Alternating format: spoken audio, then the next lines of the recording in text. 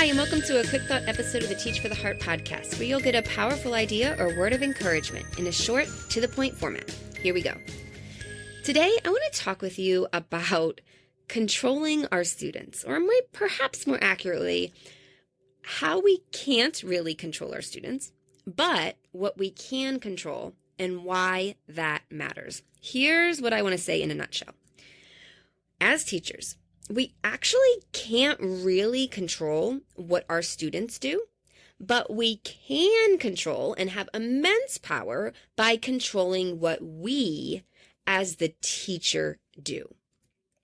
I think this shift in how we think about classroom control is really, really powerful and something I've been thinking about lately. Let me tell you why.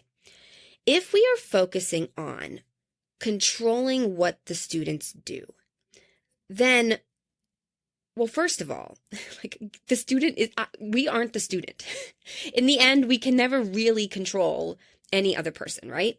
But two, then, because of that, when students do something that isn't what we wanted, when they make a poor choice, we feel somehow guilty or responsible or like it's our fault that they made that bad choice. And that can lead to all kinds of, stress on us as a teacher and ineffectiveness.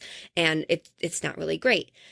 On the other hand, though, when we realize that, I'm not that student, I cannot control the choices that they make, but I can control what I do as a teacher, and I can control how I respond when they make poor choices or good choices, and I can control the classroom environment, the classroom structure and systems that I put into my classroom, and I can make them a place that encourages good and discourages misbehavior.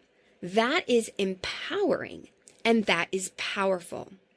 And so I really think that mindset shift is something to consider. To stop worrying quite as much if your students always make the right choice. Obviously, we want them to make the right choice, but the reality is they're not going to make the right choice 100% of the time.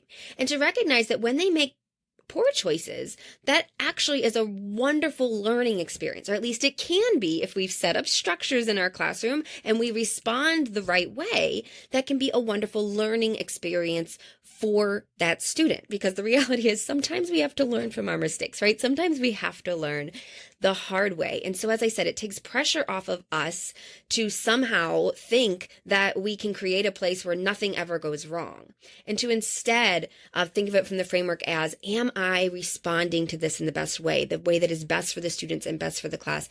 Do I have structures in place that will help my students, encourage them to make right choices, and when they make wrong choices, will help them see that it was wrong and why this choice would have been better, right? That is what we can do. That is empowering because it is within our power. How we respond is within our power. What they do isn't, but how we respond to it is. And what we do proactively is in our power as well. So I want to encourage you, as you think of classroom management, to start thinking less about what the students do and more about what you do.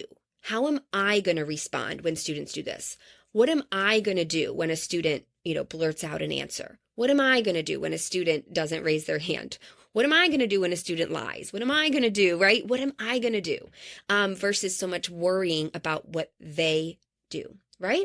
And if you feel like you could use some help with this, you're saying, Linda, how exactly do I figure out, how I should respond or what structures to put in place? I have a few resources for you. First of all, we're about to do a free classroom management tune-up. It's going to be three days, and it's going to be really quick and easy to implement. And so if you're having any issues with classroom management right now, I highly recommend that.